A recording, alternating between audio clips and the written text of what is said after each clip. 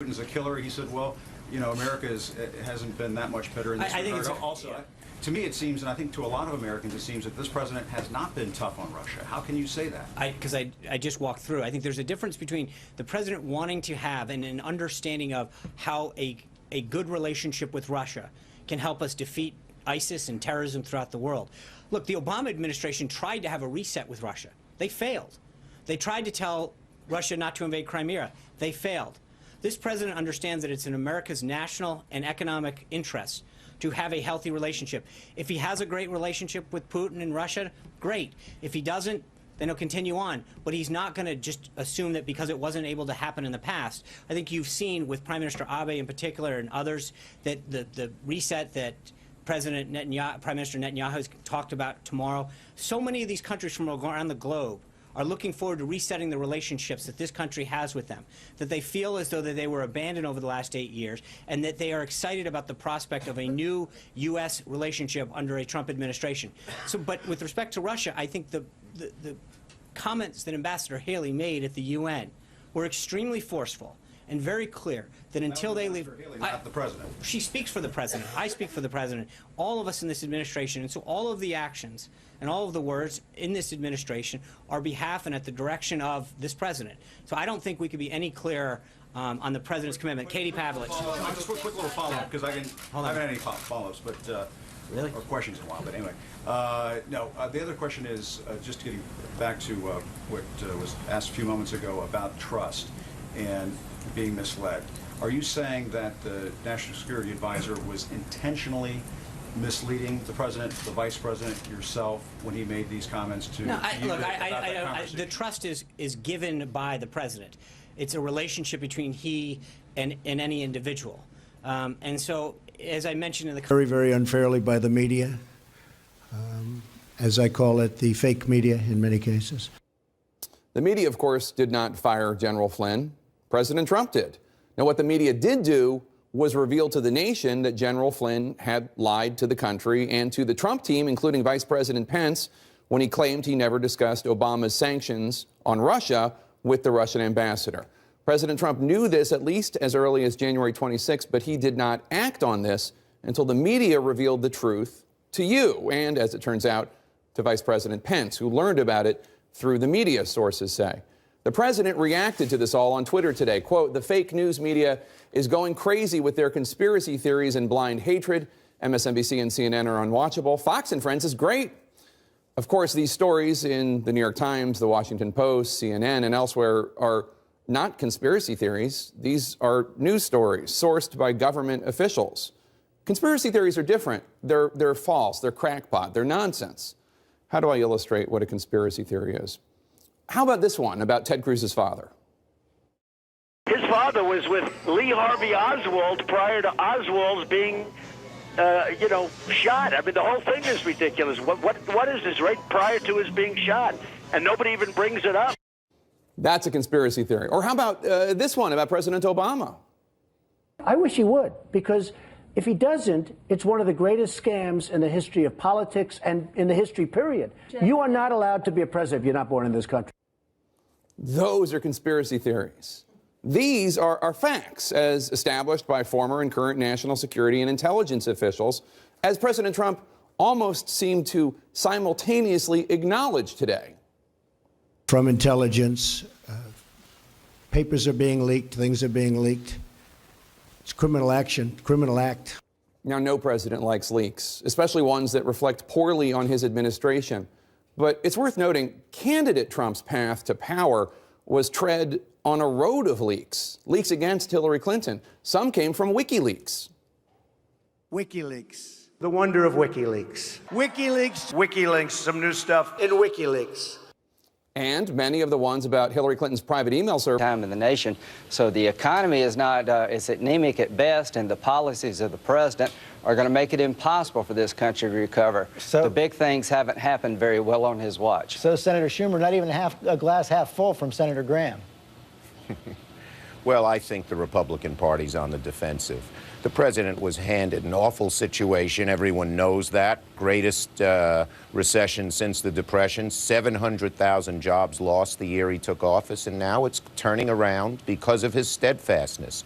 200,000 jobs a month gained in the last 3 months. If that continues, there'll be more jobs during this administration when it concludes at the end of this first term than when it started. And that's a real accomplishment. In addition, George, Democrats are focused like a laser on jobs, the economy, and the middle class. Republicans, realizing that that's not their strong suit, are going off on these other things, women's issues and women's health and contraception. And as a result, we're in a stronger and stronger position. The women's vote, latest polls show we're up by 15%. Because they want us to focus on the economy and the middle class, and we are doing it. Let me follow up on that, because this has clearly become a Democratic theme this year, and several Democrats made a lot of hay with the comments of Rush Limbaugh last week. But some Republicans are seeing hypocrisy there. I want to show a bit of an ad that's being run by a group called ShePAC. It's aligned with Sarah Palin. They're saying the Democrats should be asking Bill Maher, the comedian, to turn back that $1 million he gave to Obama's super PAC because of his history of attacks on women. Take a look. Hi, Bill Maher here. Sarah Palin agreed to do commentary at Fox News, which is actually very similar to her day job, talking to a baby with Down syndrome. Speaking of dumb it's not because they have breasts, it's because they are boobs. Should Democrats give the money back? Well, no. I mean, look, the bottom line is that Rush Limbaugh's comments were just nasty and directed at a particular young woman who had a particular point of view and was expressing herself. Bill Maher's a comedian. It's much different. Rush Limbaugh has tremendous weight in the Republican Party. No one will rebut him. Bill Maher's a comedian who's on at 11 o'clock at night, but has very little influence on what's happening here. So, you know, again, they're sort of in a hole, and they're always trying to look for excuses. You in that hole, Senator Graham? Against women. No, America's in a hole. We've 2 years since the stimulus was passed, George. They promised 8% unemployment by the summer of 2009. 2 years later, we're at 8.3%. Obama health care was passed on a party line vote. The people in the country don't like it. 80% of small businesses, by the administration's own numbers, are projected to have to give up their coverage by 2014, and it was supposed to add to surpluses to our problems over 10 years, and now it's adding to the deficits. And the president says, I'm for all the above when it comes to energy. Well, those are words coming out of his mouth. They don't come from his heart. No Keystone Pipeline, no drilling in the Gulf. At the end of the day, the economy is not doing well because of his policies. Let me follow with Senator Schumer on that, because, Senator, you've been taking some heat for urging President Obama to petition Saudi Arabia to increase production. From Newt Gingrich, Congressman McCarthy, and others, they say instead the focus should be, just as Senator Graham just suggested, on increasing production here at home. Well, we have to do both, and that's, once again, they don't have any real answers. In the short term, we know why prices are up. It's because of Iran, and Iran's threatening to cut off oil production. The Saudis have 2.8 million barrels of extra production. Total Iranian production is 2.2 million. If the Saudis were to promise that they'd replace every barrel Iran took off the market with a new barrel on the market, the price of oil would plummet, and I believe the administration's working quietly towards that. In the long run, we have to do many different things, and you know, our colleagues forget, oil production is up. It's higher than it's been in 8 years. We are producing more natural gas and oil here in America, but at the same time, we have to do alternatives. Our Republican colleagues, for instance, are blocking tax breaks for wind and solar power, which is not the whole answer, but part of the answer. We are looking to produce energy here in America in every way. And one other thing that's happening, conservation's having a huge effect. The CAFE standards, the mileage standards on cars, are going to reduce the amount of imports we have to bring in by 1.1 million additional barrels. Right now, we only import 45% of our oil needs. It was 60. So we're making progress in the long run, but we got to do something about the short run, too. And Saudi Arabia is one answer. An investigation into why the refineries are not at full production is a second. Let me bring that issue of Iran to Senator Graham, because, Senator Graham, you've written a congressional resolution saying that the U.S. must prevent Iran from getting a nuclear weapons capability, opposing any policy of so-called containment. Last Sunday, President Obama, in his speech to the American-Israel Public Affairs Committee, seemed to agree. Take a look. Iran's leaders should understand that I do not have a policy of containment. I have a policy to prevent Iran from obtaining a nuclear weapon. And as I have made clear time and again during the course of my presidency, I will not hesitate to use force when it is necessary to defend the United States and its interests. Are you and the president now in sync? The Republican candidates have been quite critical of his policy on Iran. Well, I'm very glad to hear that from the president. Senator Schumer and I and others have a resolution from the Senate that says containment of a nuclear-armed Iran is unacceptable. So, yes, I was very glad to hear the president say that we would not have containment. The problem is that during the 3 years in question, we've talked to Iran, they keep enriching. We've imposed sanctions, they keep enriching. They have enough low-grade uranium now to make 1.5 bombs, and our engagement with Iran is simply not working, and the Iranians have to believe that he will use force to stop them. Certainly Israel is in a bad spot here, but back to energy production, what this started this debate, President Obama has reduced energy production on publicly held lands, 14% oil, 17% for natural gas. We're not producing oil on the lands that the United States and gas on lands that the United States owns, and all above is just a phrase. So I'll try to help the president where I can when it comes to Iran. I'm glad to hear him say that containment's not a good strategy because it'd be a disaster. Senator Schumer, let me turn that to you. The Israeli Prime Minister Benjamin Netanyahu later this week said that its possible strike against Iran is not a matter of days or weeks away, but it's not years either. Are you worried that Israel might strike during an election year, and what must Iran do to prevent it? Well, George, the U.S. and Israel are really tight on this issue. This was a very good week.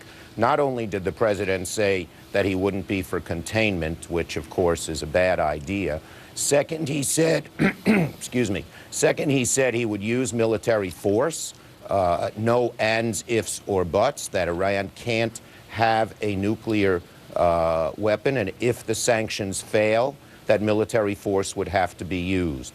The sanctions are working. The president's done an amazingly good job here at trying to corral all the nations of the world who have different interests into squeezing Iran. As we speak, there are 4 Iranian tankers traveling around the globe looking for a place to drop off their oil, and countries don't want to deal with them because of the sanctions and the currency restrictions. So we're making real progress, and everyone agrees, Israel and the United States, best way, sanctions. If they can work, and the Iranian people, are a secular people, they want economic advancement, they're in a real economic hole, that could put huge pressure on this administration to stop. But as the president said in the Atlantic magazine article, if sanctions don't work, we will have to use military force. Senator Graham, let me ask you about Afghanistan. Some news breaking this morning. An American soldier reports that he went rogue and essentially killed at least 15 Afghan civilians. Everyone is bracing now for another backlash, similar to what we saw after the burning of the Qurans. You've raised some serious questions about the mission, even though you do support it. Are you getting worried that it's not sustainable? No, I believe, one, this is tragic and will be investigated, and that soldier will be held accountable for his actions under the military justice system. Unfortunately, these things happen in war. You had an Israeli soldier kill worshipers by the Dome of the Rock Mosque. You just have to push through these things. My recommendation to the public is listen to General Allen, who comes back in 2 weeks. The surge of forces have really put the Taliban on the defensive. The Afghan army is better trained and better equipped than ever. The goal is to withdraw our forces by 2014, put Afghans in the lead, and I hope a strategic partnership agreement, George, between the United States and Afghanistan will stop the narrative we're leaving, that there'll be a follow-on force post-2014 with air bases and special forces units to make sure the Taliban never come back, and that NATO will stay past 2014. We can win this thing. We can get it right. I will support the president when he does the right thing. Pulling the surge forces out that General Allen needed in 2012 by September, I think, was a big mistake. Leaving Iraq unattended was a big mistake, and it puts doubts in Iran's mind that this president really is committed to seeing things through. That's the problem. You agree, Senator Schumer?